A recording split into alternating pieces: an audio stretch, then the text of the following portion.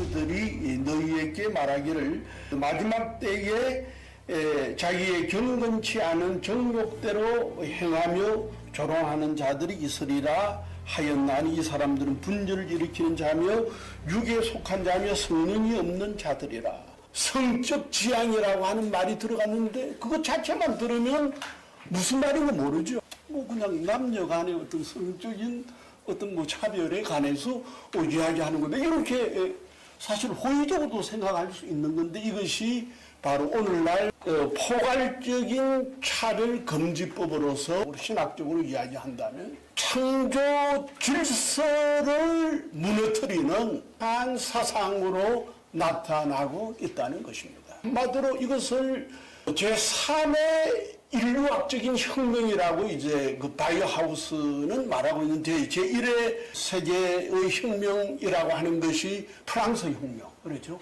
소위 정치학적인 어떤 신분을 어떤 평등화시키는 혁명. 두 번째가 1917년에 일어나고 있었던 볼셰비키 혁명이라는 어떤 경제사회학적인 혁명인데 이것을 넘어서서 오늘날 일어나고 있는 이 젠더주의 혁명이라고 하는 것은 인간의 성 자체를 지금 바꾸어 보려고자 하는 인류 문화학적인 혁명이다. 이것은 매우 심각한 문제다. 남성과 여성이라고 하는 두 성이 결합되어서 우리 사회가 만들어지게끔 되는데 이것이 무너지면은 인구, 가족 개념이 끊어지고 인류의 종속이 위협을 받는 신학적으로 그러니까 하나의 신학적인 심각한 문제인데 자유주의 신학자들은 이것을 수용하지 않는다는 것입니다. 하나의 성경을 과거에 있었던 어떤 문화적인 산물로 보이고 심지어는 예수도 뭐 동성애주의자였다 이런 식으로 이야기하고 구약까지도 다윗과 뭐 요나단 사이에 그런 어떤 동성애 관계가 있었다 이런 식으로까지 해석하는 방향, 그러니까 심각한 어떤 하나의 사상사적인 문화적인 그러한 하나의 대표적인 현상, 바로 창조 질서라고 하는 인간의 성 자체를 자기의 어떤 주관에 따라서 내가 태어난 것을 초월해서 내 스스로 정한다고 하는 그런 어떤 생물학을 부정하는 심각한 주의 아니겠어요? 그렇죠? 보편 윤리를 가지고 있는 모든 사람들이 같이 살아야 할 중대한 시대적인 문제다. 한국교회가 이러한 시대적인 사명을 감당해야 하는데 오늘날 보면 독일이나 영국이나 또는 미국이나 세계 모든 교회를 가보더라도 이미 상당하게 기독교 시대 이후에 접어들었다. 그렇게 말하죠. 왜냐? 종교개혁 500주년을 그렇죠. 2017년에 했는데도 영국 교회도 그렇고 유럽 교회도 그 활력이 없어요. 그런데 한국 교회는 신학자들이 엄청나게 가장 활기 있게 했다는 것입니다. 그러니까 왜냐? 종교개혁 정신이 우리 한국 교회에 아직도 살아있다는 겁니다.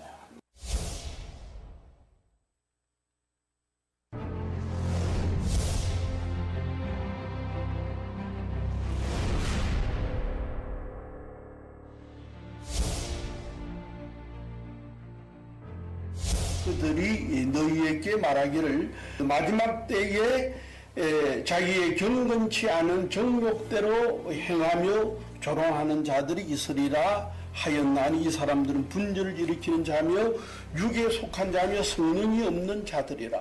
성적 지향이라고 하는 말이 들어갔는데 그것 자체만 들으면 무슨 말인지 모르죠. 뭐 그냥 남녀 간의 어떤 성적인 어떤 뭐 차별에 관해서 이야기하는 건데 이렇게 사실 호의적으로도 생각할 수 있는 건데 이것이 바로 오늘날 포괄적인 차별 금지법으로서 우리 신학적으로 이야기한다면 창조 질서를 무너뜨리는 한 사상으로 나타나고 있다는 것입니다. 한마디로 이것을 제3의 인류학적인 혁명이라고 이제 그 바이오하우스는 말하고 있는데 제1의 세계의 혁명이라고 하는 것이 프랑스 혁명, 그렇죠?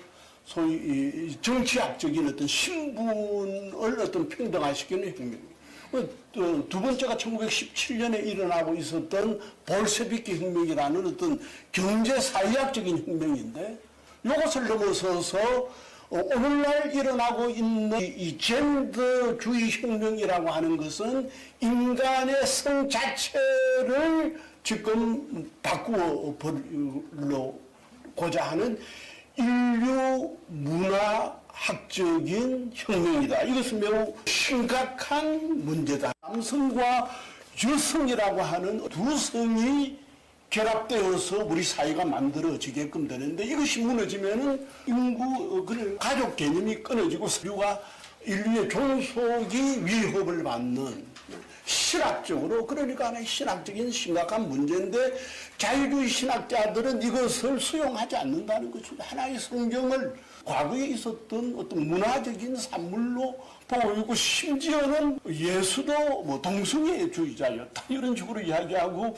구약까지도 다윗과 뭐 요나단 사이에 그런 어떤 동성애 관계가 있었다 이런 식으로까지 해석하는 방향, 그러니까 심각한 어떤 하나의 사상사적인 문화적인 그러한 하나의 대표적인 현상, 바로 창조 질서라고 하는 인간의 성 자체를 자기의 어떤 주관에 따라서 내가 태어난 것을 초월해서 내 스스로 정한다고 하는 그런 어떤 생물학을 부정하는 심각한 주의 아니겠어요? 그렇죠?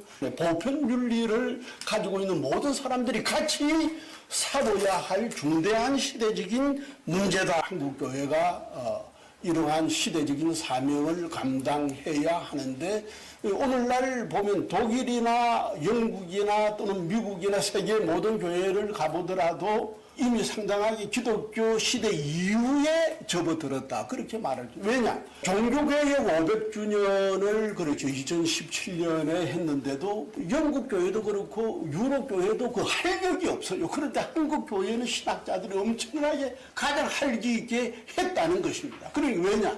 종교개혁 정신이 우리 한국 교회에 아직도 살아있다는 겁니다.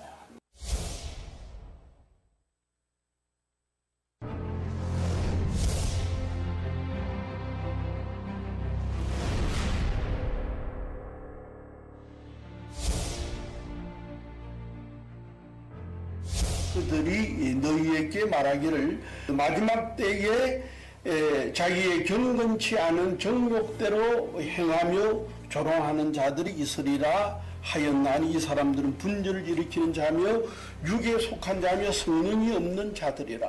성적 지향이라고 하는 말이 들어갔는데 그것 자체만 들으면 무슨 말인지 모르죠. 그냥 남녀 간의 어떤 성적인 어떤 차별에 관해서 이야기하는 건데, 이렇게 사실 호의적으로도 생각할 수 있는 건데, 이것이 바로 오늘날 포괄적인 차별금지법으로서 신학적으로 이야기한다면 창조 질서를 무너뜨리는 한 사상으로 나타나고 있다는 것입니다. 한마디로 이것을 제3의 인류학적인 혁명이라고 이제 그 바이오하우스는 말하고 있는데, 제1의 세계의 혁명이라고 하는 것이 프랑스 혁명, 그렇죠?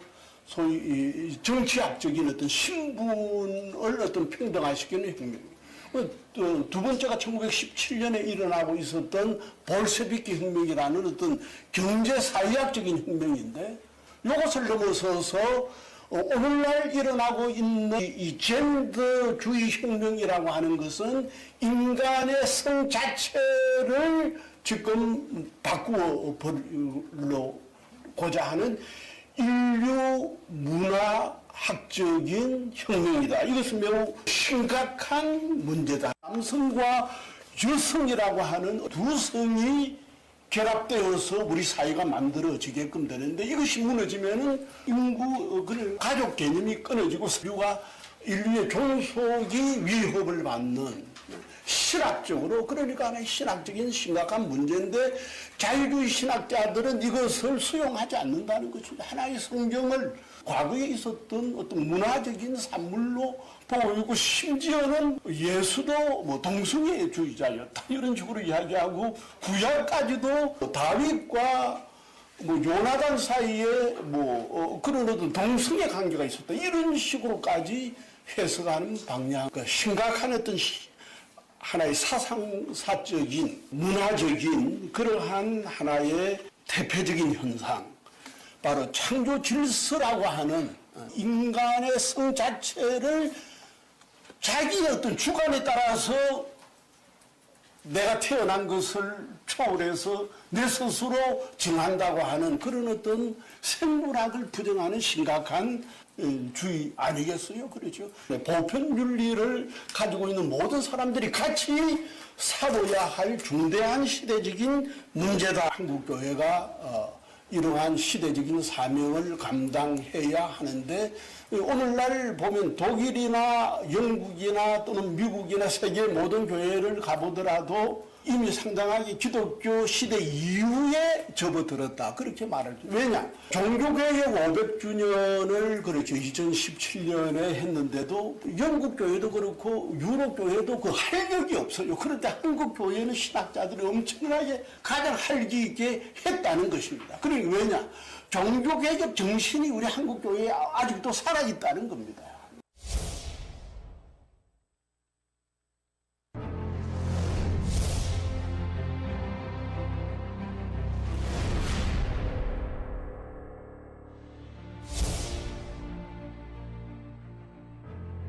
그들이 너희에게 말하기를 마지막 때에 자기의 경건치 않은 정욕대로 행하며 조롱하는 자들이 있으리라 하였나니, 이 사람들은 분열을 일으키는 자며 육에 속한 자며 성령이 없는 자들이라. 성적 지향이라고 하는 말이 들어갔는데 그것 자체만 들으면 무슨 말인지 모르죠. 뭐 그냥 남녀 간의 어떤 성적인 어떤 뭐 차별에 관해서 이야기하는 건데, 이렇게 사실 호의적으로도 생각할 수 있는 건데, 이것이 바로 오늘날 포괄적인 차별금지법으로서 신학적으로 이야기한다면 창조 질서를 무너뜨리는 한 사상으로 나타나고 있다는 것입니다. 한마디로 이것을 제3의 인류학적인 혁명이라고 이제 그 바이오하우스는 말하고 있는데, 제1의 세계의 혁명이라고 하는 것이 프랑스 혁명, 그렇죠? 소위 정치학적인 어떤 신분을 어떤 평등화시키는 혁명입니다.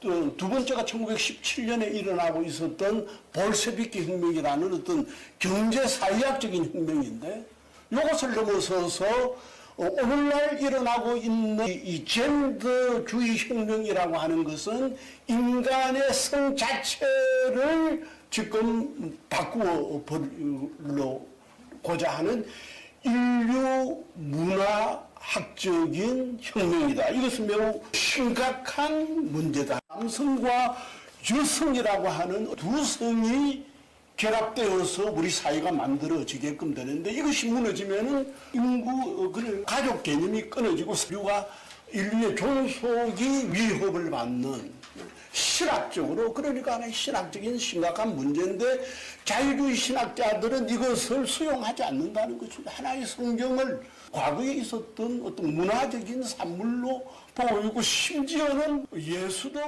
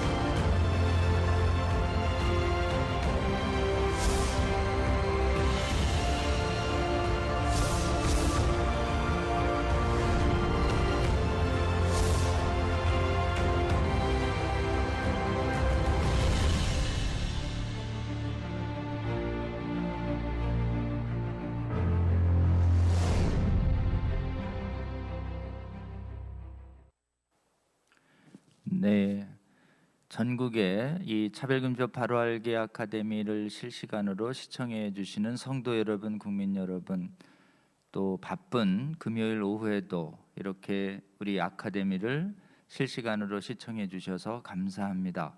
저는 이 차바 행정 담당으로 섬기고 있는 운영위원 조영길 변호사입니다. 여러분 감사합니다. 지난 주일에 저희가 차바 채널과 공유하고 있는 227개 채널에 이 공유하는 데 있어서 전산상의 장애가 좀 발생했었습니다.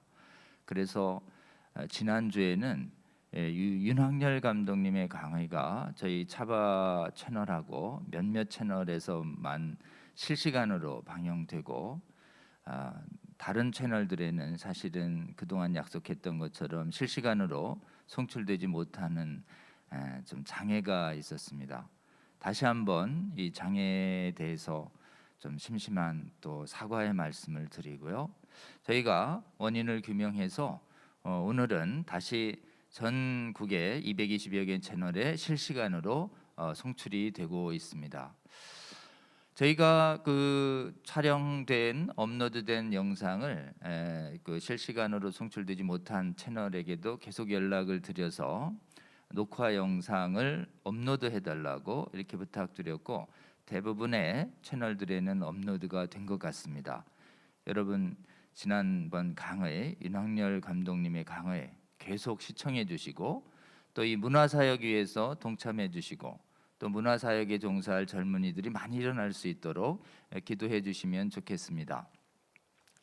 오늘은 예고해 드린 대로 우리 김영환 교수님, 원장님 모시게 돼서 참으로 영광으로 생각합니다.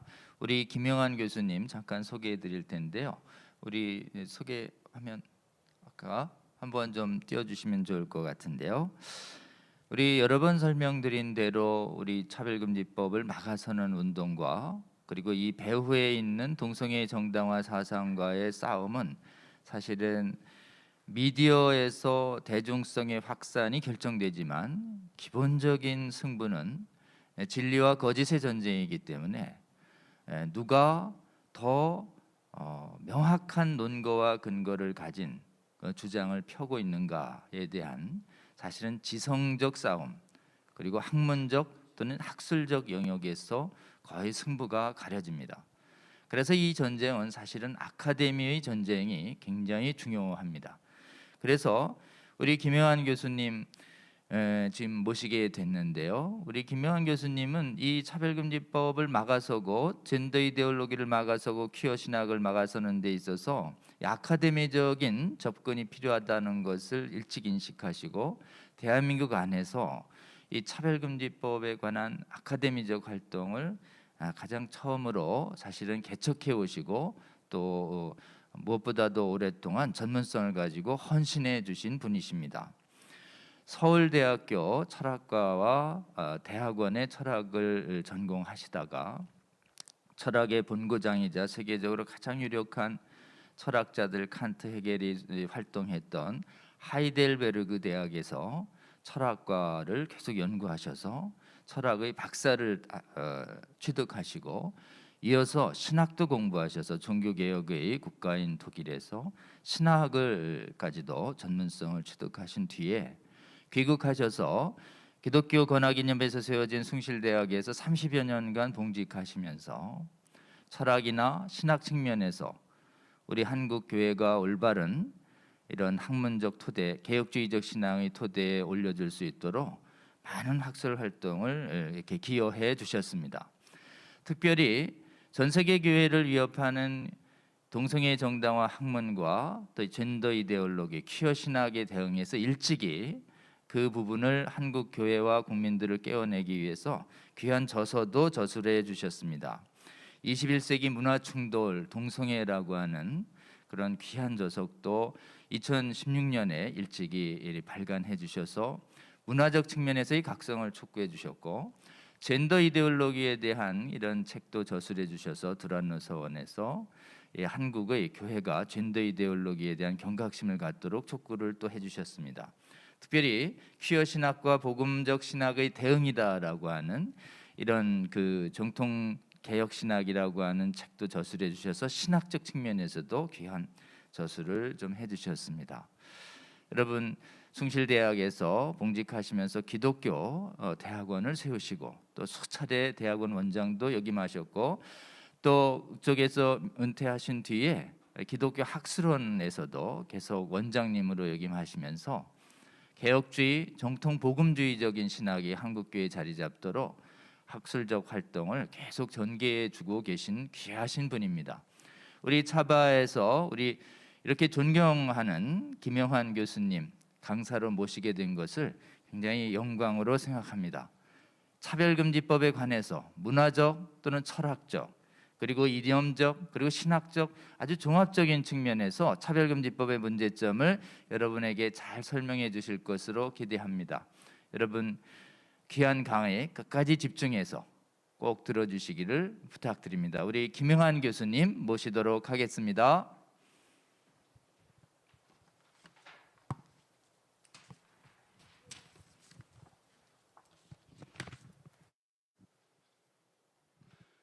감사합니다.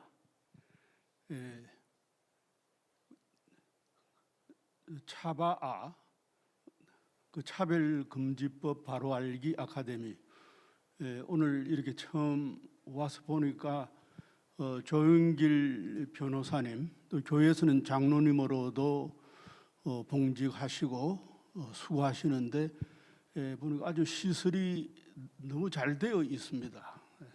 보니까 이 정도 훌륭한 시설을 가지고 운영하고 있기 때문에 내용도 훌륭한 강사들이 와서 강의를 하고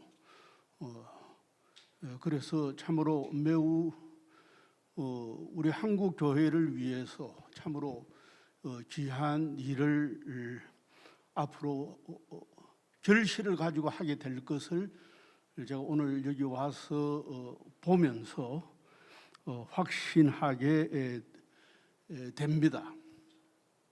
오늘 이 강좌에서 제가 여러분과 같이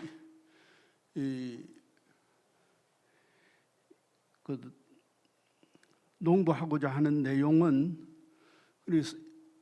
차별금지법이라고 하는 것. 이것은 이데올로기적으로 본다고 할 것 같으면 젠더 활성화 운동에서부터 나오는 그러한 제2의 반역이다. 창조자에 대한 반역이라고 하는 것입니다. 그렇기 때문에 이것을 제2의 선악과를 따먹는 것이다. 제2의 하나님의 명령을 깨뜨리는 것이다. 이런 의미죠. 그리고 제1의 선악과라고 하는 것은 우리가 원죄, 그렇죠. 하나님께서 말씀하신 선과 악을 알게 하는 그 나무 열매는 먹지 말아라. 이것이 제1의 계명. 이것을 깨뜨린 것이 원죄지요. 그것을 제1의 반역이라고 이야기하는 겁니다. 여기에 대해서 지금 우리 인류는 많이 발전하면서 기계기술 문화적으로 많이 발전했지만은 이것이 정신적으로 제2의 하나의 반역을 꾀하고 있는 것이다. 그렇죠. 그러니까 제1의 반역이라고 하는 것이 우리가 성경상으로 나타난 것을 본다면 창세기 11장에 있는 그 바벨탑 사건, 그렇죠. 바벨탑 사건을 보면은 뭐 고층 건물을 올린다고 하는 것, 그거 자체가 문제되는 것 아니죠. 우리 얼마든지 올릴 수 있습니다. 문제는 그러한 바벨탑을 쌓고자 하는 그 인간의 그 욕망, 그것이 뭐냐? 그러니까 우리가 하늘에까지 오르자. 이것은 바로 하나님에 대한 우리 인간의 반역을 의미하는 것이죠. 그것을 보시고 하나님께서 그 탑을 허셨다. 이것이 제1의 반역의 구체적인 모습이라고 한다면, 이제 제2의 반역이라고 하는 것은 바로 우리 인간이 하나님으로부터 특별히 성적으로도, 그러니까 문화 인류학적으로 하나님이 주신 하나의 창조의 질서를 깨뜨린다고 하는 것이죠. 이것이 이제 제2의 반역이라고 말하는 것입니다. 그래서 먼저 말씀 드리는 것은 하나님께서 우리 인간에게 선악과의 금지 명령을 내리셨다고 하는 것은 인간 자유를 보호하기 위한 하나님의 사랑의 계명이라는 것입니다. 하나님께서는 우리 인간에게 자유의지를 허락하시는 그러한 하나님인 것입니다. 그렇기 때문에 무조건 먹지 말라고 하신 것이 아니라 동산에 있는 각종의 실과는 마음대로 먹어라. 우리 그 부분을 알아야 합니다. 너 마음대로 먹어라.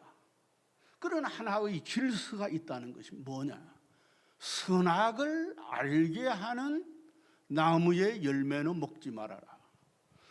이것은 매우 중요한 의미를 가지고 있는 것입니다. 하나님께서 선악과를 먹지 말아라고 하니까 마치 이 구두쇠적인 어떤 가수원 주인을 연상한다는 것은 그건 잘못 이해하는 것이죠.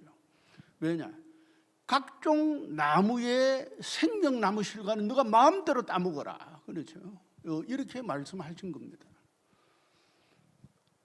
이제 그러면서 선악을 알게 하는 나무의 열매, 이것은 바로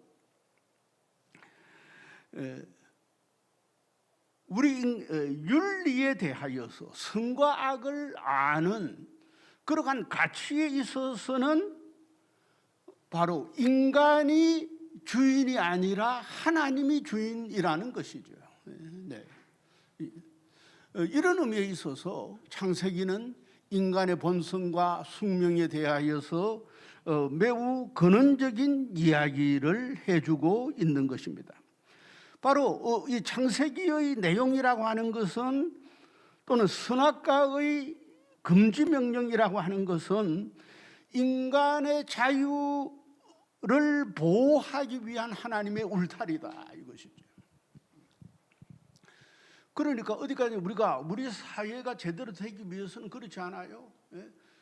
대통령부터 시작해서 국무위원들과 모든 관리들이 법을 지켜야 하지 않아요? 법치, 그렇죠.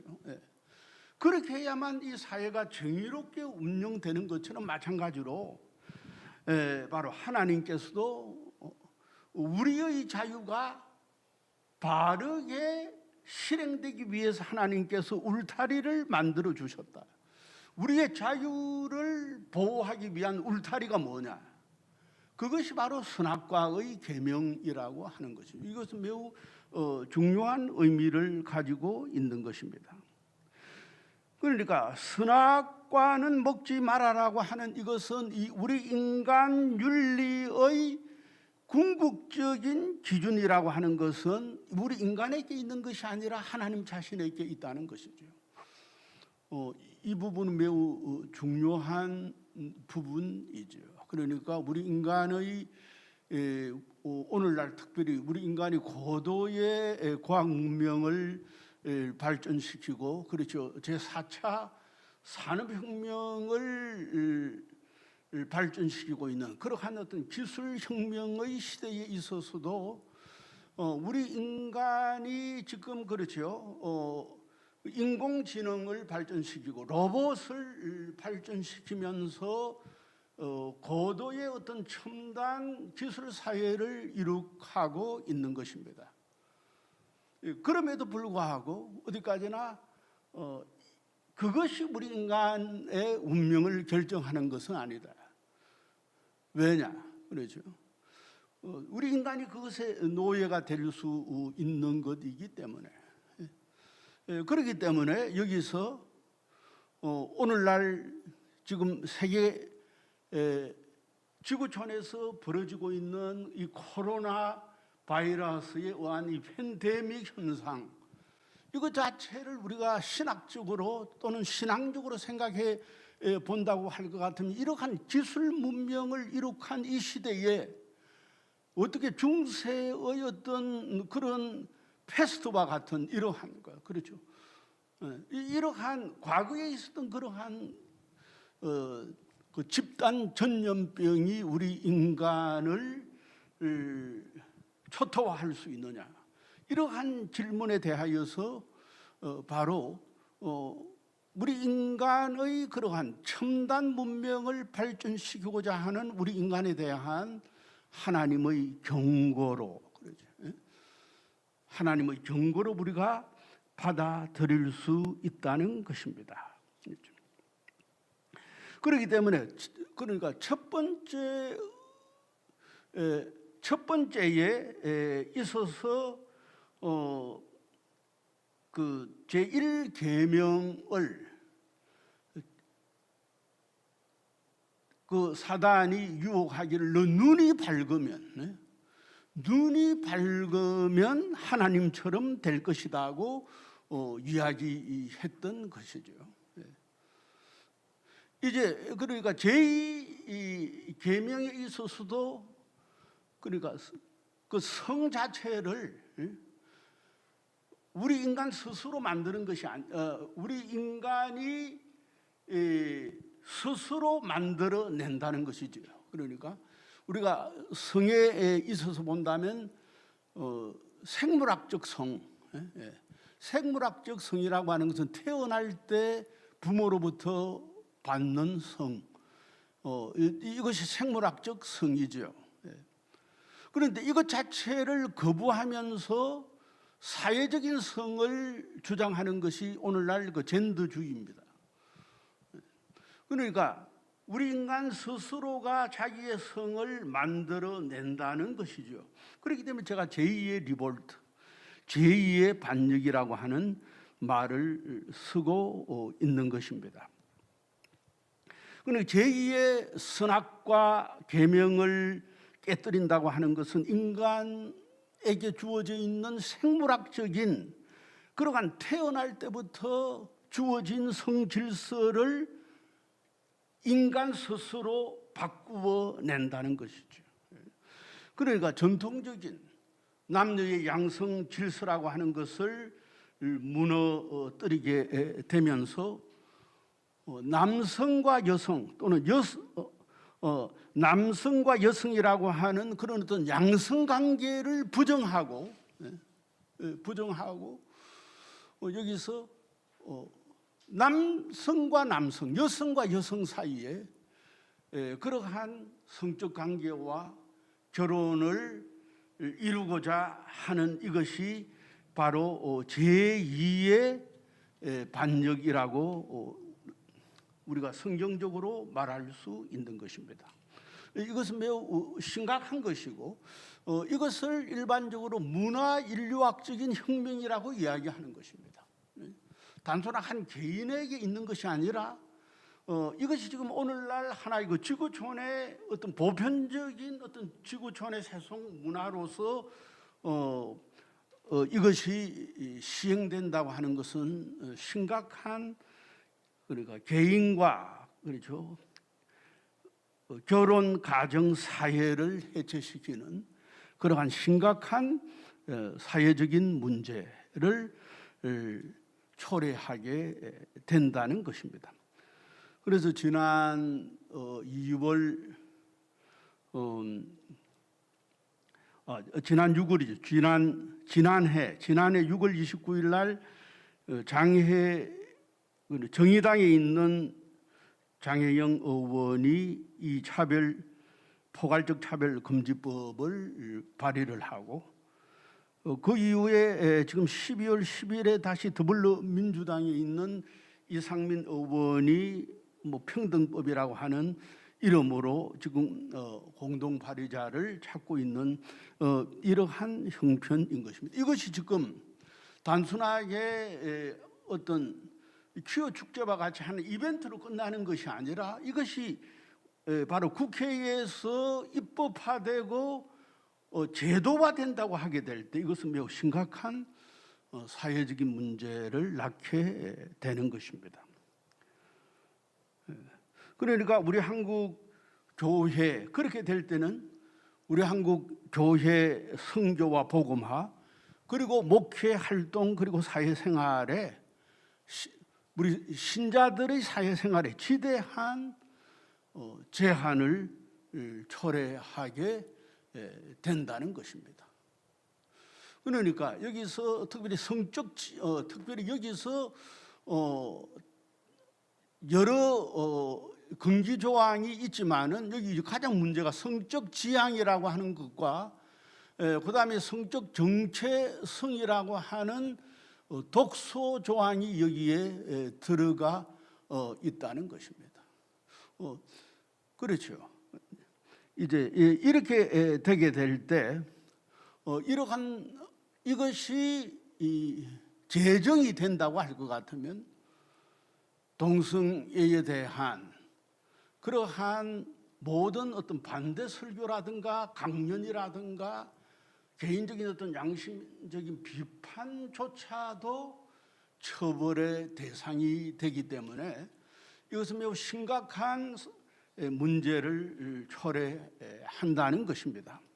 그래서 여기 첫 번째 이것의 문제라고 하는 것은 바로 이러한 포괄적인 차별금지법이라고 하는 것은 보편 인권 정신에 주도되는 것이 아니라 젠더 이데올로기에 주도되는 법안이라는 것입니다. 그러니까 여기서 젠더 메인스트림이라고 하는데 그러니까 젠더를 주류화 시킨다고 하는 것은 바로 우리 인간에게 있는 그러한 선천적인 생물학적 성을 부정해버리고 우리 인간의 성 자체를 내가 생각하는 그러한 어떤 성의 주체로 만든다는 것입니다. 그것을 사회적 성이라고 합니다. 근데 생물학적 성이라고 하는 것은 우리가 부모님으로부터 태어날 때 받는 것이죠. 사회적 성이라고 하는 것은 자기가 스스로 생각하는 성을 이야기합니다.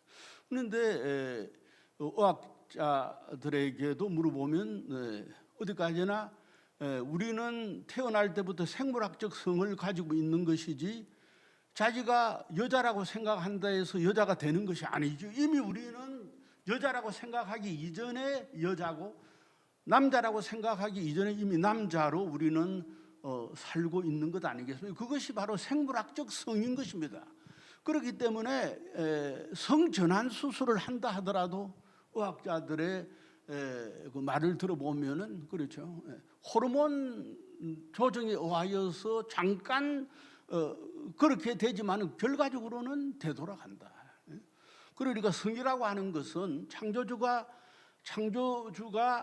정해지는 데에 의하여서 이루어지는 것이지 우리 인간이 스스로 만들어내는 것이 아니다는 것입니다. 그런데 여기서 사회적 성이라고 하는 이러한 단어가 나오게끔 되고 이것이 우리 사회를 바로 어렵게 만들고 있는 것입니다. 그러니까 바로 천부적인 그러한 양성 질서의 결혼과 가정과 사회가 여기서 부정되고 있다는 것입니다. 우리가 그 헌법에 보장되어 있는 차별 금지 조항이 있죠. 그렇죠? 예. 그러니까 여성이라고 해서 차별되어서는 안 되고 남성이라고 해서 차별되어서는 안 된다는 의미에 있어서 성별 차별이라든가 또는 인종 차별이라든가 그렇죠. 신분 차별이라든가 빈부 지역 차별 뭐 이런 것들 그러한 한 20가지 정도의 헌법이 이미 이 차별 금지에 대한 조항이 있는 겁니다. 그건 필요한 것 아니겠습니까? 그건 좋은 차별 금지인 거예요. 그건 우리가 다 인정하는 것이 문제는 여기에 이제 성적 지향이라고 하는 말이 들어가고 성적 정체성이라고 하는 말이 들어가면서 요 말은 동성애에 대해서는 어떠한 비판도 해서는 안 된다고 하는 그러한 독소 조항을 만들었기 때문에 지금 우리 한국 교회와 그렇죠. 많은 교회의 우리 지성인들이 또는 목회자들이 함께 여기에 대해서 반대하는 이유가 있는 것입니다. 그렇기 때문에 2001년에 설립된 그 국가인권위원회의 그 문구, 그렇죠. 성적 지향이 Sexual Orientation이라고 하는 그 문구가 있었는데 이제 이것이 하나의 그 언론 보도 지침으로 나가게끔 되면서 우리 한국 그 언론들이 이제 동성애에 대하여서는 더 이상 어떤 비판적인 기사를 내지 못하게 되니까 어떤 현상이 일어나느냐. 그러니까 10대들이 그러니까 그러한 어떤 경험이 없는 10대들이 이러한 동성애라고 하는 것이 바로 에이즈라고 하는 에이즈를 감염시키는 주된 원인이라고 하는 요 사실이 보도되지 않음으로 말미암아 우리 한국 10대들 사이에 많은 그 에이즈 환자들이 생기게 되었다고 하는 이러한 그 의학자들의 보도가 있는 것입니다. 그렇죠. 이것은 매우 심각한 문제인 것입니다. 그 다음에 두 번째로는 이러한 차별금지법이라고 하는 것은 우리 인간 사이의 기본적인 질서인 결혼과 가정과 사회의 존속을 파괴시키는 그러한 법안이 된다는 것입니다. 그러니까 동성애라고 하는 것은 어디까지나 그 의사들의 말을 우리가 어한다고 하면은 그렇죠. 하나의 그 성적인 중독을 말하는 것이죠. 그 성적인 중독을 말하는 것인데 그것을 허용한다고 하는 것은 결혼을 파탄시키는 것이고 가정과 사회의 존속을 파괴하는 그러한 심각한 문제를 낳게 된다는 것입니다. 그러니까 하나님께서는 어디까지나 가정이라든가 또는 우리 사회라든가 심지어는 생태계의 존속까지도 하나님의 창조의 질서에 창조의 질서, 그 창조의 질서라는 것은 그렇죠. 그러니까 암수를 통하여서 암수의 결합을 통하여서 존속되도록 그렇게 만들어 왔던 것입니다.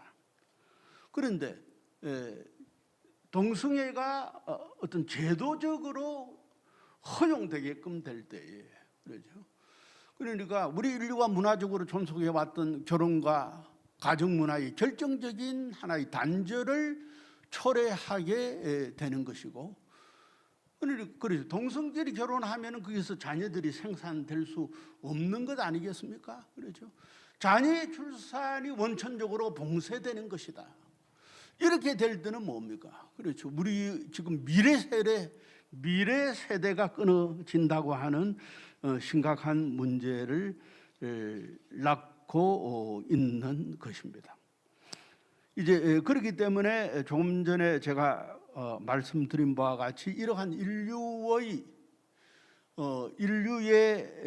종족의 번식을 중단시키는 그러한 인류 파멸적인 혁명적인 사건이다. 그렇게 말할 수 있는 것입니다. 특별히 우리 한국 사회가 오늘 매우 저출산이라고 하는 지금 사회적인 그러한 어려움에 처해 있는 것입니다. 그렇다면 정부가 그렇죠. 어디까지나 인구를 참으로 늘리기 위해서도 이러한 동성애에 대한 그런 어떤 지지 정책이라고 하는 것은 펴서는 펼 수 없는 것입니다. 그렇죠? 이러한 심각한 저출산의 어려움을 당하고 있는 우리 사회, 여기에 만약에 이러한 차별금지법이 제도화되게 되면은 인구 감소라고 하는 것이 더 가속화된다. 그렇죠? 그래서 기존적인 전통적인 결혼과 가정을 해체시키는 그러한 하나의 망국적인 결과를 낳게 된다는 것입니다. 그리고 세 번째로는 이 차별금지법은 인권으로 포장된 그러한 위장성의 법안이라는 것입니다. 조금 전에 말씀드린 바와 같이 그러니까 지금 이러한 그 동성애 지지자들은 동성애를 하나의 그 인권이라고 하는 그 포장에다가 집어넣어서 이것이 하나의 어떤 성적인 중독이라고 하는 것이 아니라 하나의 어떤 인권 침해라고 하는 이런 어떤 프레임을 가지고 그 정당화를 주장하고 있는 것입니다. 그러나 이것은 어디까지나 동성애가 인권이라고 하는 것이 될 수 없다는 것입니다. 그렇죠? 그러니까 우리가 인권이라고 하게 될 때는 거기에 어떤 윤리성이라든가, 그렇죠, 보건성이라든가, 그렇죠, 또는 보편성이라든가, 그렇죠, 공공성이라든가, 그렇죠, 여러 가지의 그러니까 어떤 특정한 개인에게 주는 것이 아니라 사회 모든 사람들에게 혜택할 수 있는 그런 어떤 가치를 가졌을 때 우리가 인권이라고 이야기할 수 있는 것입니다. 그러나 이 동성애를 허용한다고 하는 것은 사실 우리 사회의 지금 0.05% 지극히 작은 1% 미만이라고 할 수 있는 이러한 소수자들에 대해서 여기서 인권이라고 하는 명목으로 저들의 행위를 인정한다고 하는 것은 그 나머지 99%에 해당하는 바로 다수자를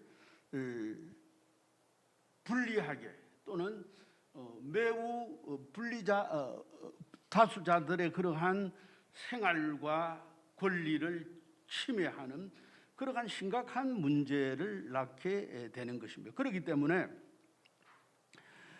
그래서 조금 전에 말씀드린 바와 같이 이것을 지금 좋은 차별금지, 뭐 성별이라든가 신분, 장애 이러한 정당한 차별금지법 안에 집어넣은 거예요. 이거 그렇게 해서 포괄적이라고 하는 말을 집어넣었는데 그것은 마치 뭐와 같느냐.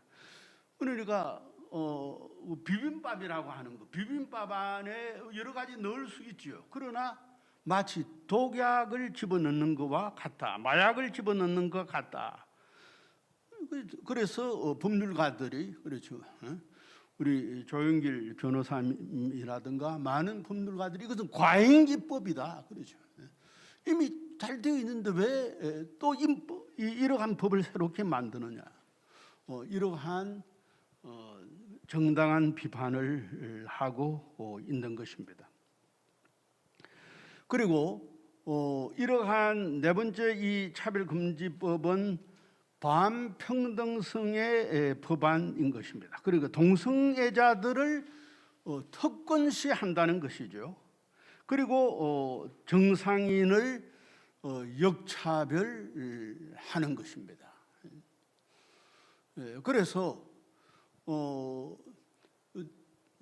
이것을 정당화시키게끔 되었을 때 매우 소수자들이 그 동성애라고 하는 중독에서 빠져나오는 길을 막아버리게 되죠.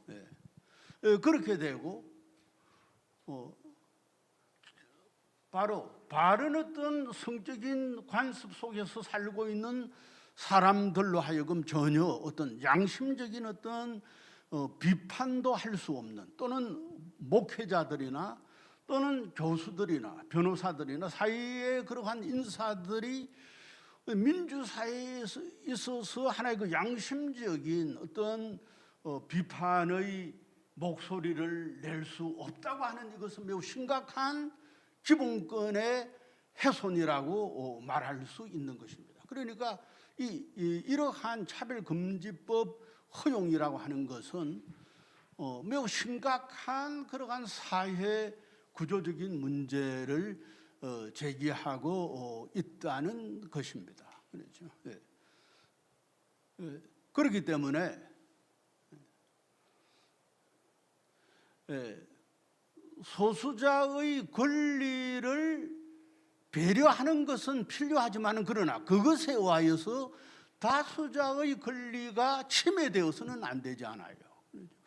그것을 어디까지나 우리 국회의원들은 알아야 하고, 또한 우리 국가는 그것을 알아야만 하는 것입니다. 평등이라고 할 때 공산주의 사회처럼 무차별적인 우리는 평등을 이야기하는 것이 아닙니다. 그렇죠? 아니라 모든, 그러니까 각자에게 필요한, 그렇죠, 정당한 몫을 갖도록 하는 것이 바로 자유민주 사회에 있어서 바로 정의라고 하는 것은 뭐냐? 정의라고 하는 것은 어디까지나 공정성이다, 이렇게 말할 수 있는 것이죠. 그렇죠? 그렇기 때문에 우리가 같이 공부를 하더라도, 그렇죠, 공부를 많이 하는 학생과 적게 하는 학생에 있어서 성적의 차이가 나야 하는 것입니다. 그렇지 않아요? 그뿐 아니라 일을 많이 한 노동자와, 그리고 또 상당하게 고차원적인 그러한 어떤 질적인, 그렇죠, IT와 같은 이런 일이라든가, 그렇죠, 그뿐 아니라 이 코로나 바이러스의 백신을 만들어내는 것, 이건 누구나 할 수 없는 것 아니겠습니까? 이런 일에 종사하는 사람들에 대해서 그러니까 전혀 지식이 없는 일반 어떤 노무자들과 같은 대우를 할 수 없는 것입니다. 우리 사회의 질서를 위해서. 그렇죠. 그러니까 여기서 평등이라고 하는 개념 자체를 그런 어떤 공산주의자들이 하는 그러한 무차별적인 평등이 아니라 어디까지나 소위 각 사람에게 필요한 그러한 몫을 돌릴 수 있도록 해야 하는 것입니다.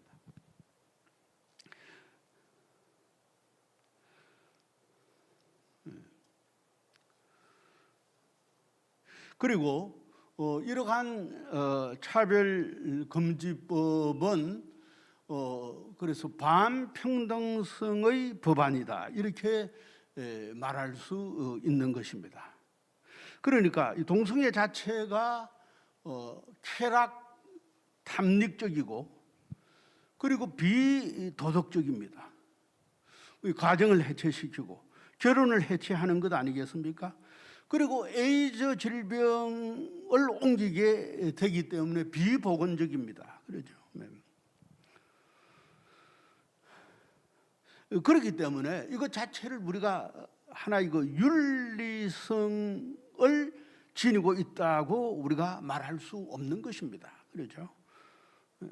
물론 그렇기 때문에 인권 범주에 들어갈 수 없다고 하는 것을 이미 말씀드렸습니다. 그렇기 때문에 이러한 동성애를 허용한다고 하는 것은 동성애에 개인으로 하여금 더 이상 그렇죠. 그러니까 우리가 분명하게 볼 때는 탈동성애가 그 길 아니겠습니까? 성적 중독에서부터 벗어나도록 하는 것. 이것이 바로 성경이 우리들에게 말하고 있는 내용이라고 한다면, 만약에 그것을 그냥 제도적으로 허용해 버린다고 할 것 같으면 동성애의 그 중독에 빠져 있는 사람이 더 이상 거기서 나올 수 있는 기회를 상실하게 만들어 버리게끔 된다. 이것은 바로 어디까지나 그분이 가지고 있는 고귀한 인간성을 폄하시키는 것이 아니냐. 인간을 하나의 어떤 쾌락에 탄력된 존재로 살게 하는 것이 된다는 것입니다. 그렇기 때문에 이 차별금지법은 어디까지나 비윤리적인 것이다. 그렇죠. 성적 중독에서 벗어나게 하는 것, 그것이 윤리적인 것 아니겠습니까? 그렇죠. 그런 의미에 있어서 이것을 조장하는 것은 바로 반윤리성이다. 이런 의미에 있어서 반윤리성의 법안이라고 말할 수 있는 것입니다. 그러니까 우리가 마약을, 특히 우리 사회에서도 마약이라고 하는 것은 그렇죠, 사용하지 못하게 되어 있는 것이죠. 순간적으로 매우 어떤 젊은이들이나 그 해당자에게 쾌락을 줄 수 있고 어떤 희열을 줄 수 있지만 거기에 빠지게 되면 어떻게 되느냐? 생명의 지장이 있기 때문에 사회에서 그것을 금하는 것과 마찬가지로 어디까지나 동성애라고 하는 것도 하나의 성적 중독이라고 하는 것이기 때문에 이와 상당하게 유사한 것이다. 그렇기 때문에 마약을 우리가 마약의 섭취를 허용할 수 없는 것처럼 성적인 중독을 허용할 수 없고, 이것은 사회적으로 법적으로도 허용될 수 없다는 것입니다. 그다음에 여섯 번째로는 이것이 반사회성의 법안이라는 것입니다. 그러니까 우리 사회 자체라고 하는 것이 어디까지나 창조의 질서, 하나님께서 만들어 주신 그러한 창조의 질서라고 하는 것, 남성과 여성, 그리고 양성에 의하여서 양성이 조화롭게 결합되어서 우리 사회가 만들어지게 되는데, 남자가 자기 스스로 나는 나를 여성으로 생각한다, 이렇게 하면서 남자면서 여자같이 되고, 여자면서도 나는 남자라고 생각해서 남자같이 생각해서 행동하게 된다고 한다면, 그건 하나의 매우 인위적인 남성이죠. 그리고 인위적인 여성이 되는 것이기 때문에 이것은 어디까지나 우리 사회라고 하는 것이 그러한 하나님이 창조하신 남성과 여성이라고 하는 그런 어떤 생물학적인 창조 본연의 질서, 그리고 창조 본연 질서에 입각한 사회성에서 이것이 벗어나게 되는 것입니다. 그러니까 매우 관념적인, 그렇죠. 그러니까 소위 인간이 만들어내고 있는 매우 관념적인 어떤 인간의 삶, 그러한 삶을 살게 되기 때문에 여기서 여러 가지의 지금 사회적인 결합 형태가 나타나는데, 동성애뿐만 아니라 이것이 허용된다면 다자성애, 그렇죠. 한 사람이 여러 사람과 어떤 성적인 결합을 하게 되는 것, 그리고 일부 다처가 아니라, 그렇죠, 또는 다부 다처, 뭐 이러한 다양한 형태의 그 결혼이라든가 성적인 관습이 생겨나는 것은 반사회적이다, 이렇게 말할 수밖에 없는 것입니다. 그러니까 하나님이 창조하신 그러한 창조 본연의 질서에서 벗어나는 그러한 현상이라고 하는 것입니다. 일곱 번째, 그렇게 되었을 때 이러한 이 법이 제정되면은 어떻게 되느냐? 교회의 설교와 성교가 법적으로 제한되고 침해를 받게 된다는 것입니다.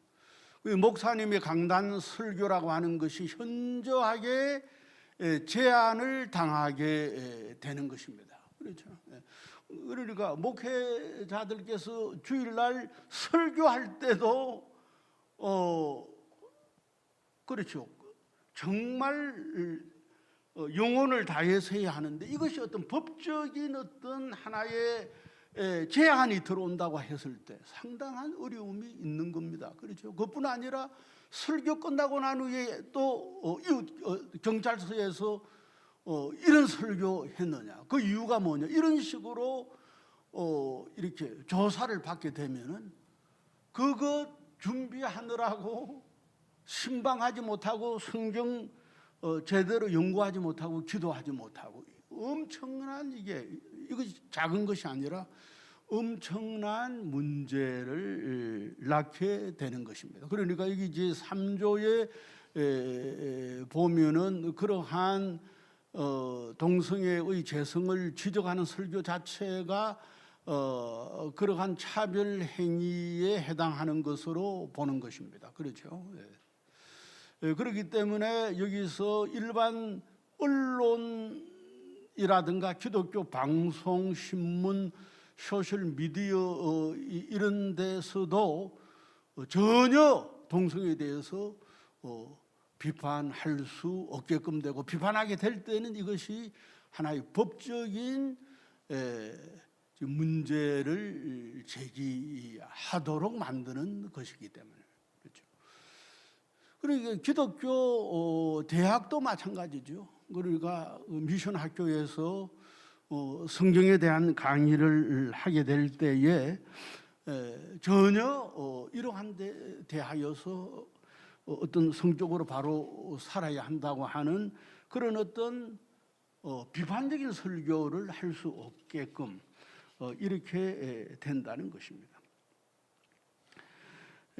이제 그뿐 아니라 거기에 보면 여기서 이행하지 아니하게 되면은 뭐냐? 3천만 원 이하의 이행 강제금을 부과할 수 있게 이렇게 되면은 매우 교회가 재정적으로도 상당한 어떤 어려움을 당하게 되는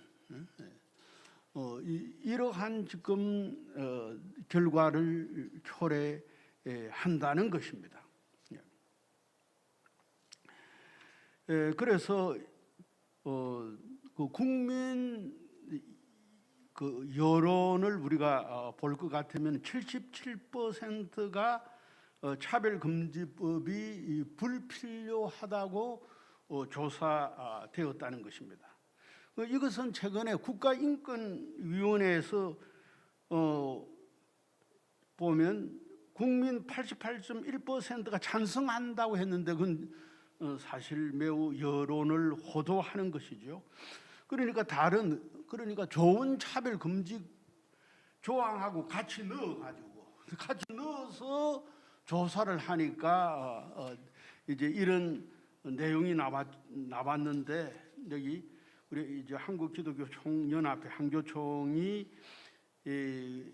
작년 9월 2일에 국민 여론을 조사해 보니까 국민들 77%가 그건 과잉법이고 필요 없다고 하는 것, 그렇죠. 이것을 분명히 표명했다는 것입니다. 그렇죠. 그러니까 바로 우리 한국 국민들이 이렇게 건전한 믿지 아니하는 아직도 비신자의 경우에 있어서도 건전한 에토스를 가지고 있는데 왜 몇몇 사람이 이렇게 우리 사회의 그 에토스를 이런 식으로 법적으로 바꾸느냐. 그렇기 때문에 제가 말씀드린 바와 같이 문화 인류학적인 그런 어떤 하나의 그 혁명, 이것이 서구에서부터 시작해서 오늘 우리 한국에까지도 지배되고 있는데,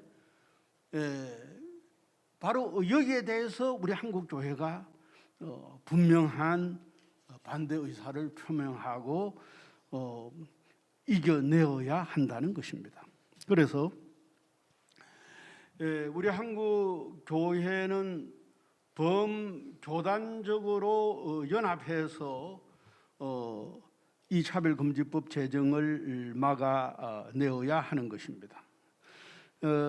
특별히 여기 예장통합교단, 저도 여기 소속되어 있습니다마는 2018년에 교단적으로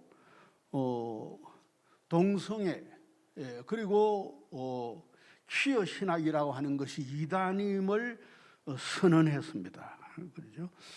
그리고 동성애를 실행하는 또는 동성애를 허용하는 그러한 목회자 안수를 거부했고, 그러한 신학생도 신학 공부를 할 수 없고 거기에 찬성하는 그러한 일반 자들도 교회나 신학교 연관기관에서 일할 수 없도록 그렇게 법을 만들었습니다. 그것은 제가 볼 때는 옳은 결정이라고 생각합니다. 전국적으로 보면 한 450개의 그러한 법조계, 종교계 이러한 그 시민단체 연합들이 합하여서 이러한 그러니까 나쁜 차별금지법, 그렇죠. 그래서 나쁜 차별금지법이라는 것이 바로 이 동성애를 허용하는 이 나쁜 차별금지법을 반대하는 그러한 진평년도 만들고, 이렇게 해서 여기에 대해서 동반년이라든가 또는 동반교년 이러한 것을 통하여서 반대 투쟁을 하고 있습니다.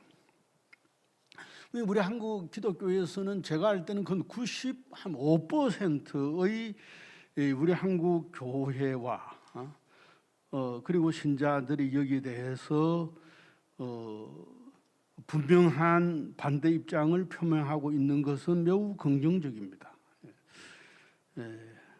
이제 매우 아쉬운 것은 그 KNCC 한국교회협의회라든가 또는 기장 소속의 몇몇 일부 목회자들이 여기에 대해서 찬성하고 있는 것은 매우 안타까운 일이 아닌가 이렇게 생각하는데, 이들도 돌이켜서 분명히 이 하나님 말씀이 죄라고 지적하는 동성애 허용 반대 입법 운동에 참여할 수 있어야 하겠습니다. 그리고 여기서 이제 또 중요한 것은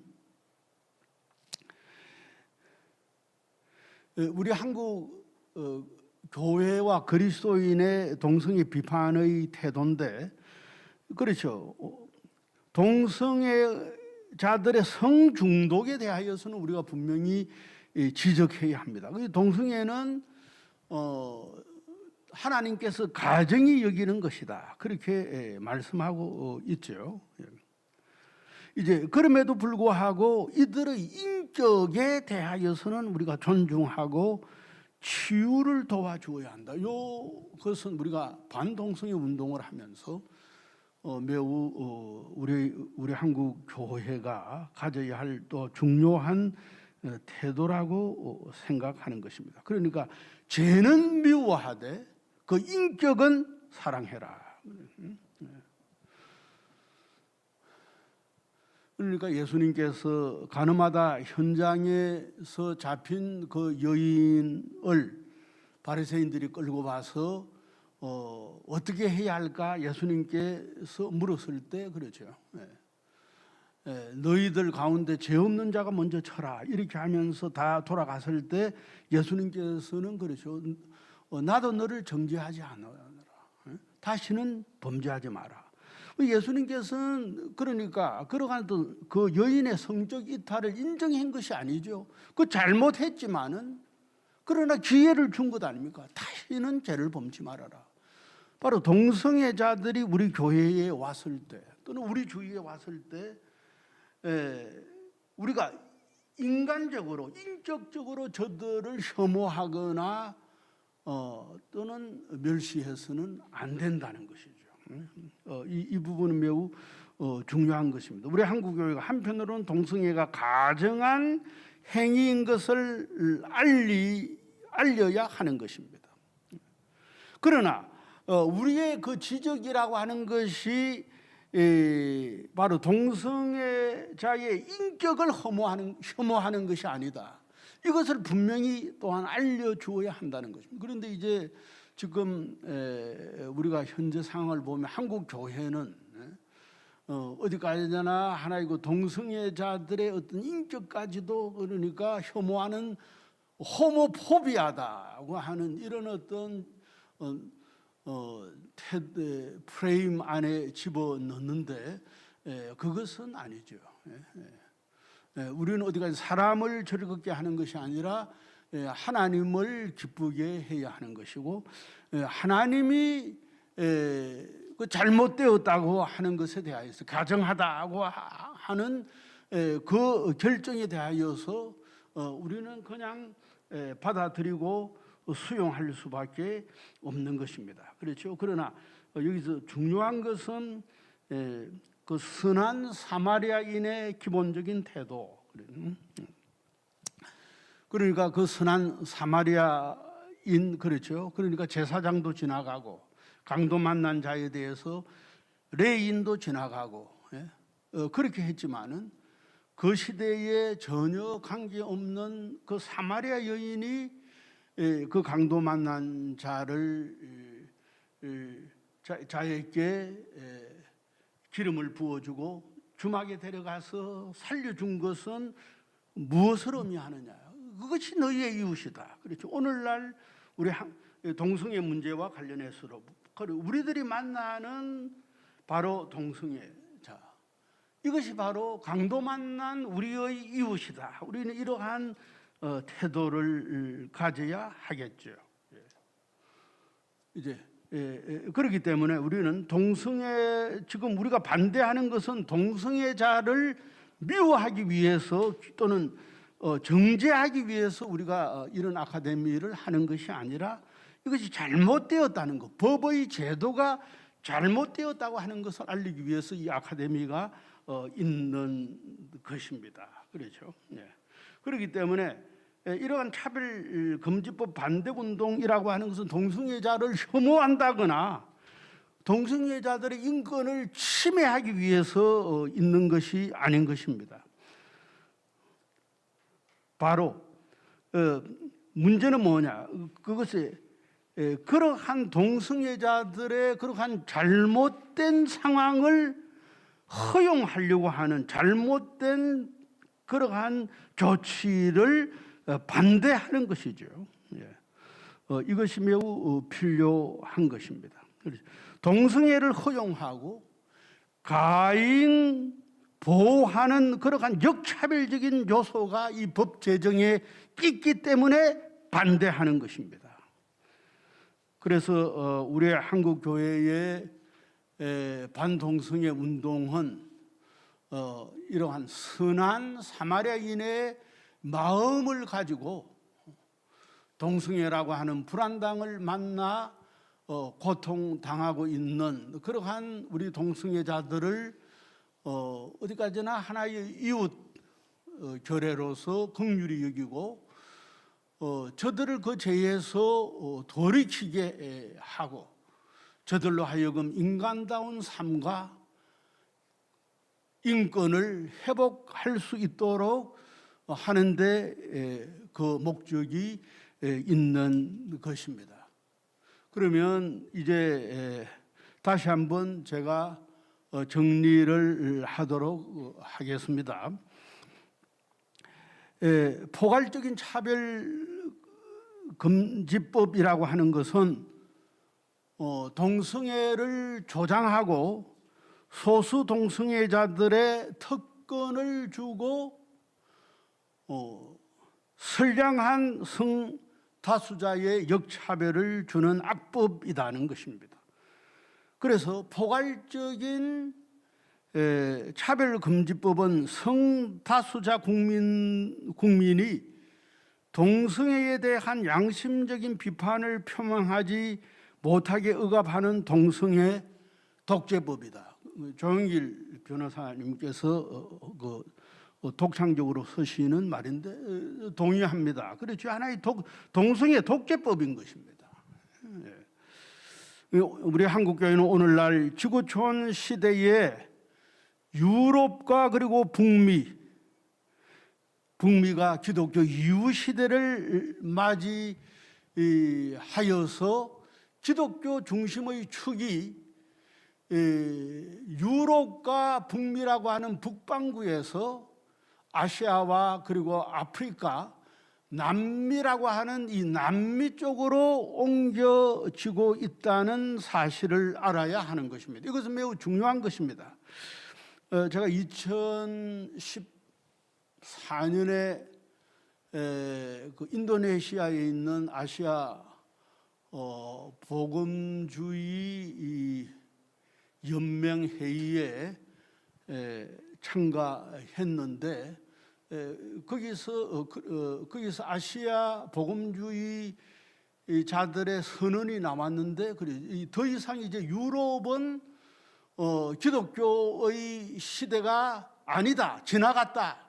아시아의 시대가 맞다. 아프리카와 남미의 시대가 맞다고 했는데 오늘날 우리 한국 교회가 이러한 역사적인 사명을 감당해야 하고 오늘 우리 한국 교회처럼 우리 기독교회가 특별히 우리 한국 개신교가 열성적으로 어떤 의미에서는 3.1 운동처럼 또는 뭐 신사참배 반대처럼 이렇게 열렬하게 이러한 차별금지법을 교회뿐만 아니라 각 기관에서부터 열렬히 행하고 있다는 것은 하나님께서 우리 한국교회에 주신 큰 복이라 또는 사명이다, 시대적인 부르심이라고 생각하는 것입니다. 그러니까 2015년에 우리 한국통계청 조사에 의할 것 같으면은 그렇죠.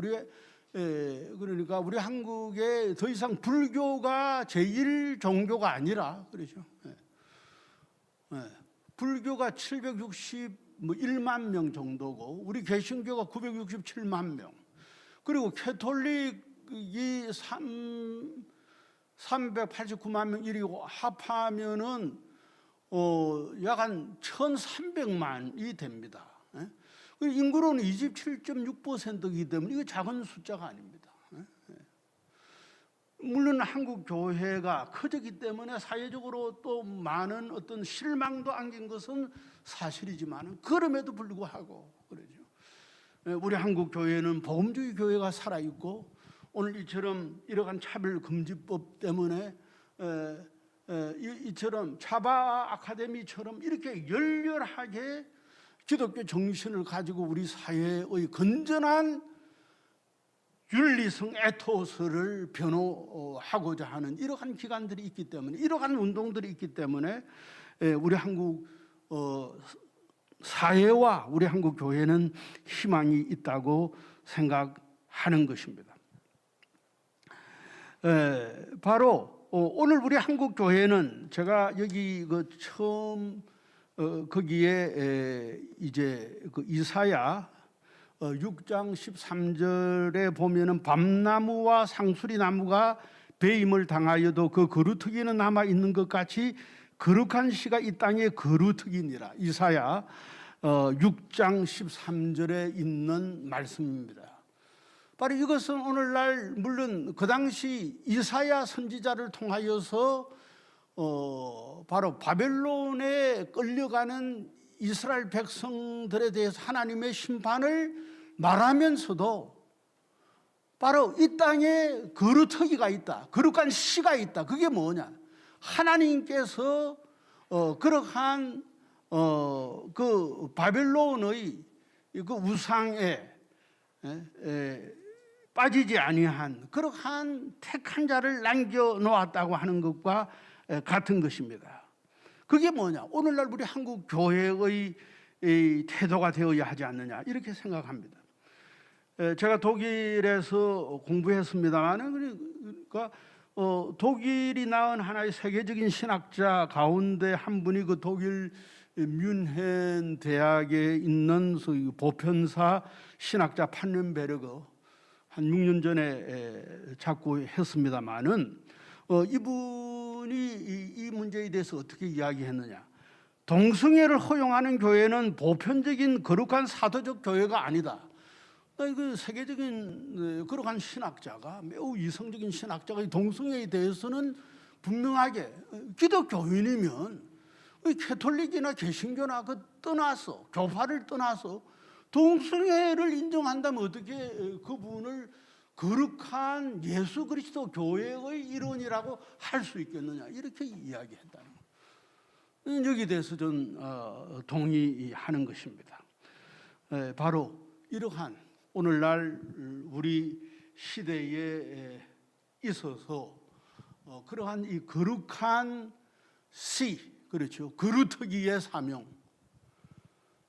이것을 다할 수 있는 우리 한국 교회가 되고 또 우리 한국 교회의 신학자가 되고 우리 성도들이 되고 또 그러한 그리스도를 봉사하는 우리 모든 기관들이 되기를 바랍니다. 그러면 제가 기도 드리겠습니다. 주님의 은혜와 사랑을 감사드립니다. 한국 교회의 이러한 거룩한 사명을 허락하여 주셔서 복음을 먼저 받았던 2000년 역사를 가지고 있는 유럽 교회가 오늘 기독교 이후 시대를 맞이하면서 복음의 본질에서 많이 벗어난 참 어려운 현실입니다. 그 가운데 주님께서 이처럼 북방부에서 남반부로 복음의 중심을 옮기게 하시고 우리 한국 교회의 이러한 놀라운 주님을 향한 뜨거운 복음과 말씀대로 살고자 하는 그러한 신앙의 사명을 허락하여 주셔서 감사합니다. 오늘 이러한 문화인류학 제2의 문화인류학적인 혁명이라고 하는 이 동성애가 이 지구촌을 휩쓸고 있는 이때 우리 한국 교회가 이것을 막아낼 수 있는 방파제가 되게 하시고 이사야가 예언한 거룩한 이 시대 하나님의 말씀을 지키는 거루터기가 되게 하옵소서. 예수님의 이름으로 기도하옵나이다. 아멘.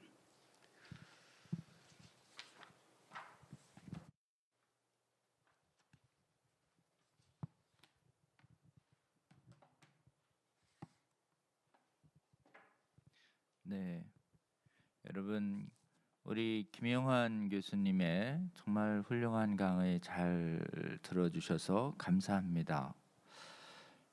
정말 김영환 교수님은 신학뿐만 아니라 철학 또는 문학 그리고 또 깊은 신앙적인 통찰력의 관점에서 이 차별금지법의 문제점에 대해서 하나도 사실 버릴 것이 없는 굉장히 귀한 강의를 1시간의 그 짧은 시간에 잘 풀어주셨습니다.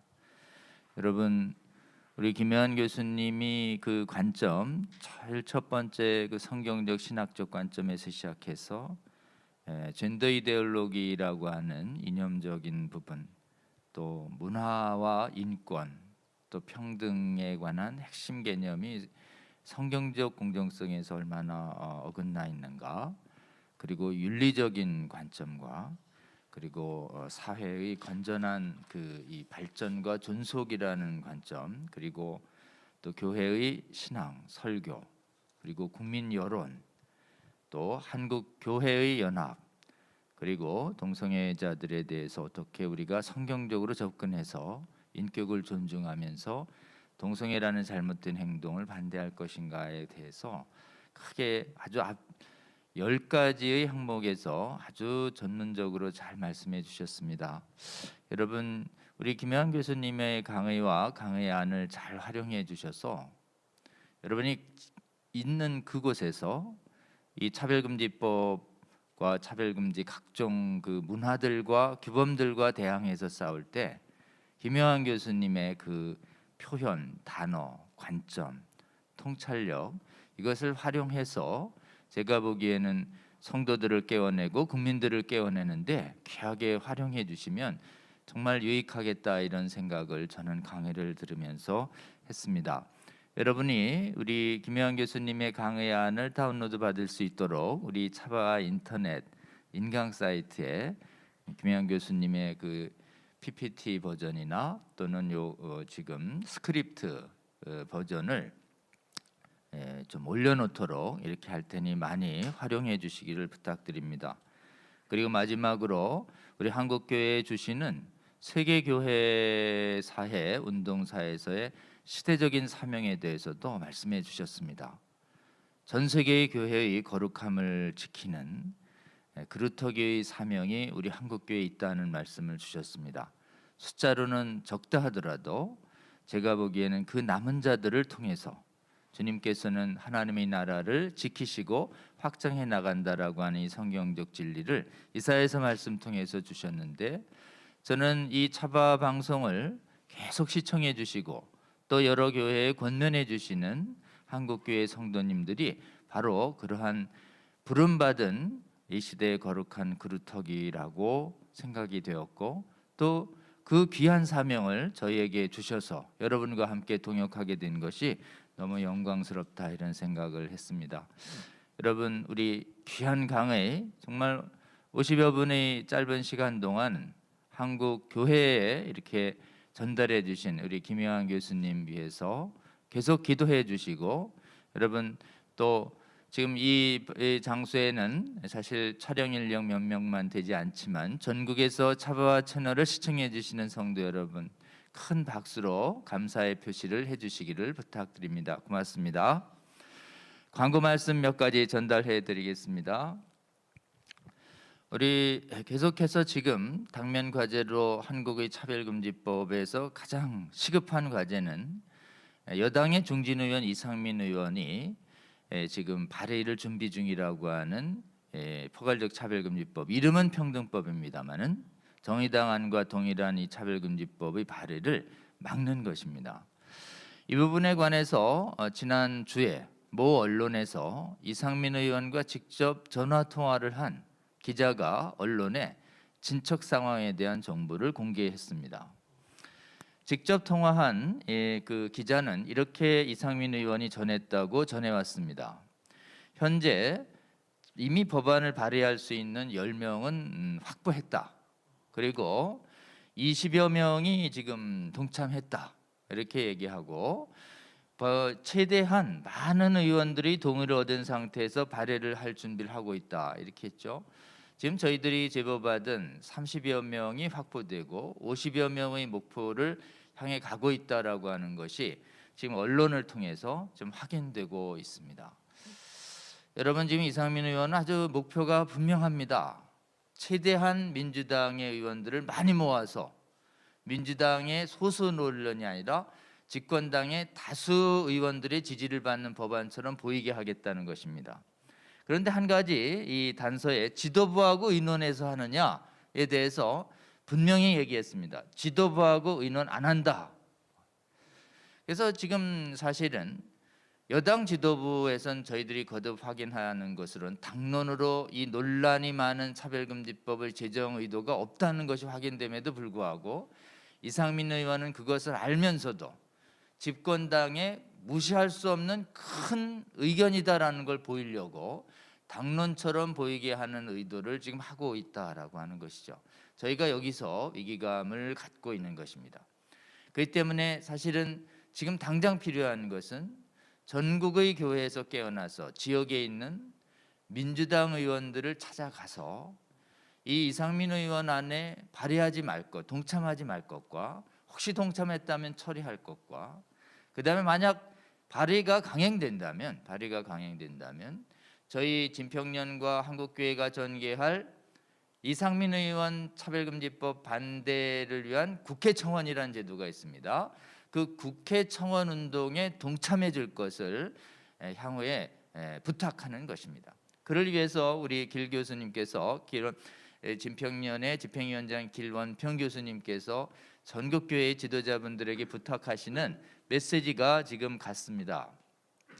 지역 국회의원에게 긴급히 전화해 주셔서 동참하지 말도록, 동참했다면 철회하도록 전화해 주시고, 또 동참하지 않겠다는 것을 답변하더라도 저희가 계속해서 만나서 차별금지법이 이런 문제가 있습니다, 자료를 설명해 주면서 동성애가 비정상이다, 동성애가 이성애가 정상이다, 또 남녀가 결혼해야 된다, 이렇게 신앙 양심상의 정상적인 동성애에 대한 또는 정당한 건전한 부정적 반대 표현도 전부 차별로 보는 굉장히 가치관을 통제하는 독재성이 있다는 것을 설명하면 그제서야 이 차별금지법의 문제를 선명하게 아는 국회의원들이 많습니다.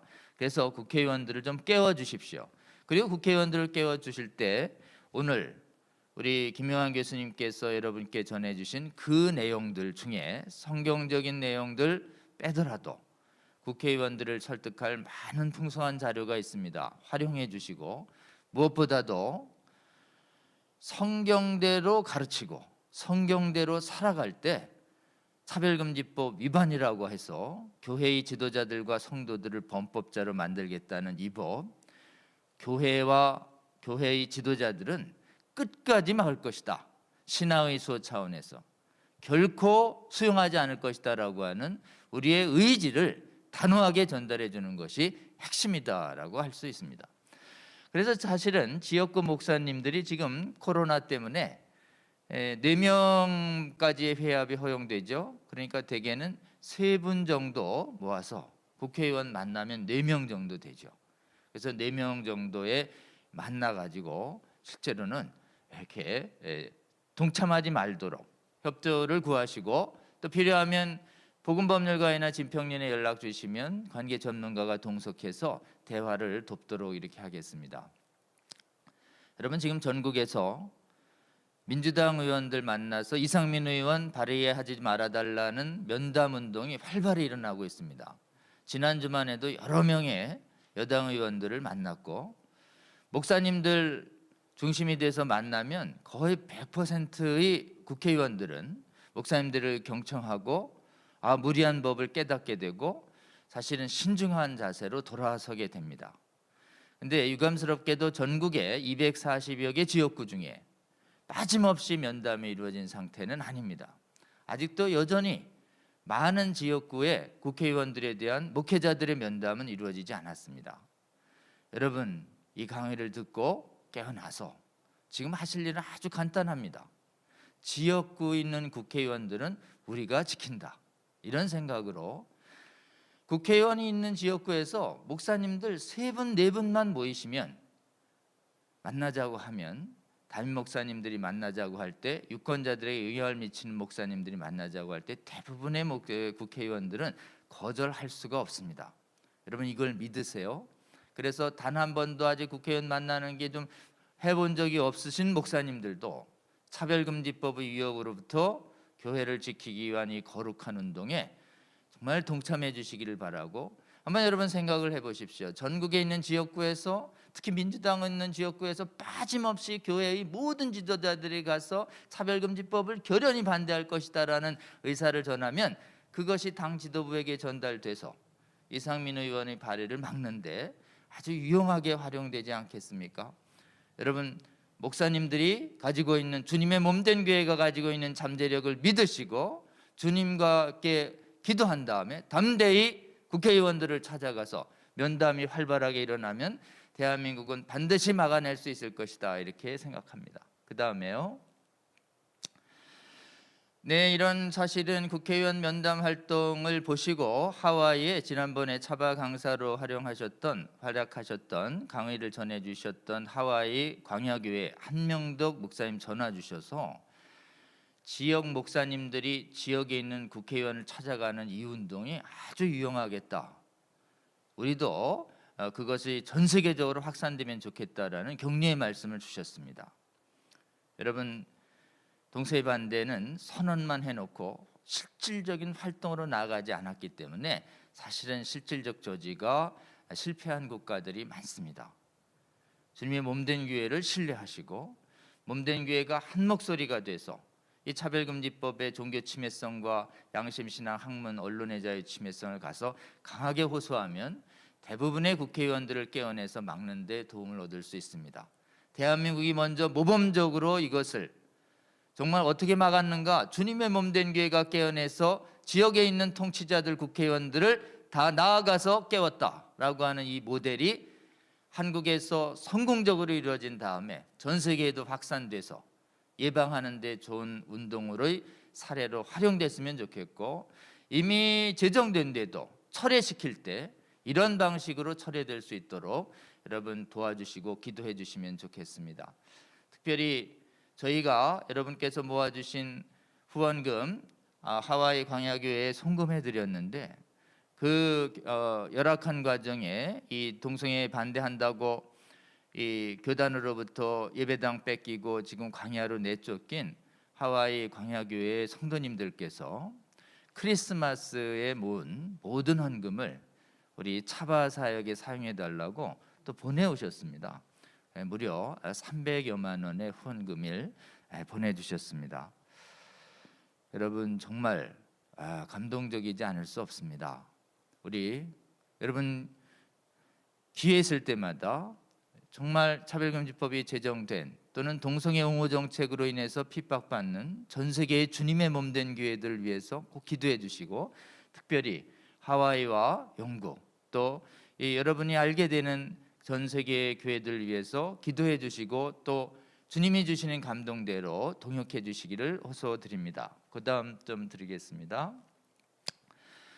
계속해서 지금 새해의 방향은 사역의 방향은 미디어 사역이나 여러 가지 그 교육 사역을 통해서 차별금지법의 문제점을 지금 유튜브 채널이나 이런 걸 통해서 효과적으로 빠르게 교회의 성도들과 국민들을 깨워내는 것도 중요하지만 각각의 학문의 영역에서 동성애 정당화 이론이 이미 점령해버린 각각의 학문의 영역에서 복음의 기초에서 정확한 전문 지식에 근거해서 동성애 정당화 이데올로기의 허구성과 거짓됨과 틀림을 오류를 드러내는 학술 활동이 일어나야 한다는 점을 거듭 말씀드리고 있습니다.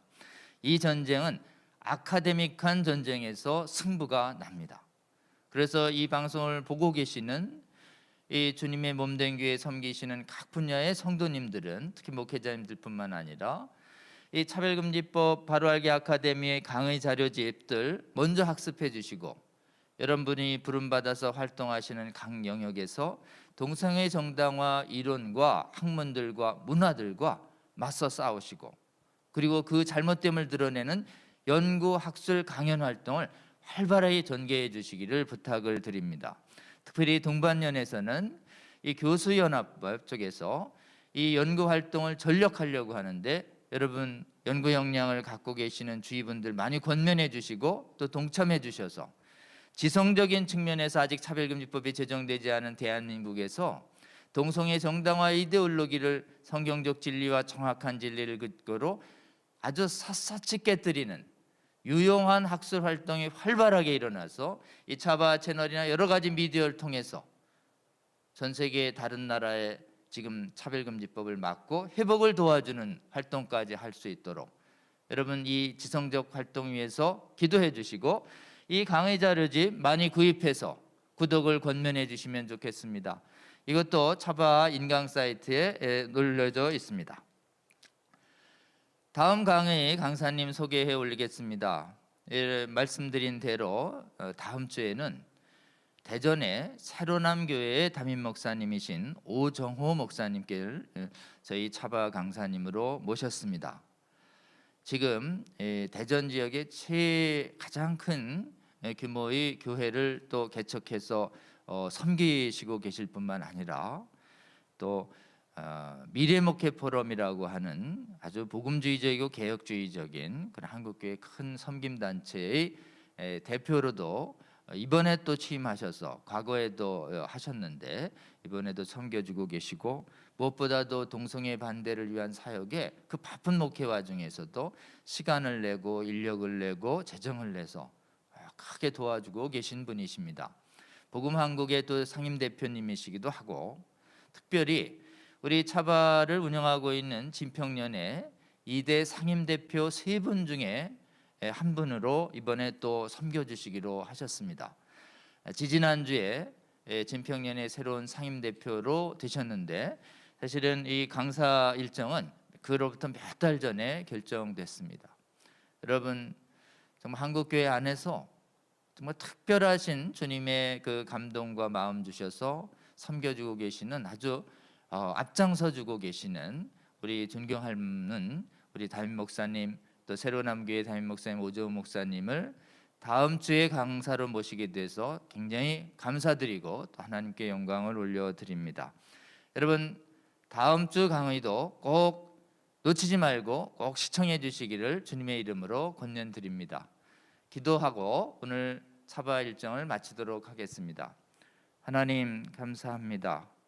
오늘 주님께서 사랑하시는 김영한 교수님 통해서 차별금지법이 얼마나 잘못된 것인지 신앙적으로, 철학적으로, 문화적으로, 윤리적으로 그리고 각종 법률뿐만 아니라 여러 가지 다방면으로 명확하게 설명해 주시는 귀한 강의 한국교회 성도들 들을 수 있게 하여 주셔서 감사합니다. 특별히 이 차별금지법을 막아서는 이런 거룩한 활동이 그루터기의 활동이 한국교회에서 시작해서 전 세계 교회를 거룩하게 하도록 하는 제사장 나라의 사명까지도 밝혀주셔서 감사합니다. 오늘 주신 김영한 교수님 통해서 주신 살아있는 하나님의 음성과 진리 듣는 모든 청취자뿐만 아니라 한국교회의 많은 성도들 영혼과 마음속에 새겨지게 하여 주시고 그들의 입을 통해서 한국의 교회의 성도들과 국민들을 깨어내는데 하나님 귀하게 사용하여 주시옵소서. 이 차바의 사역을 통해서 하나님 전 세계의 교회를 깨우시고 전 세계의 각 국가들을 거룩하게 하시는 귀한 사명을 주셨음을 저희들이 깨닫습니다. 이 방송 지속적으로 시청하고 계시는 성도들 깨워주시고 목사님들 깨워주셔서 이 시대에 지금 발의 준비적인 이상민 의원 차별금지법안을 정말 주님과 함께 동행하며 담대히 막아서는 거룩한 전사들이 되게 하여 주시옵소서. 주님이 함께 저희와 동행하여 주셔서 차별금지법 반드시 막아내는 최초의 대한민국 국가 되게 하여 주시고 대한민국을 통해서 전 세계의 교회와 국가들을 거룩하게 하시는 주님의 놀라운 영광 저희들이 보게 하여 주시옵소서. 감사드리며 우리 주 예수 그리스도의 이름으로 기도드렸습니다. 아멘. 여러분 감사합니다. 다음 주에 뵙도록 하겠습니다. 고맙습니다.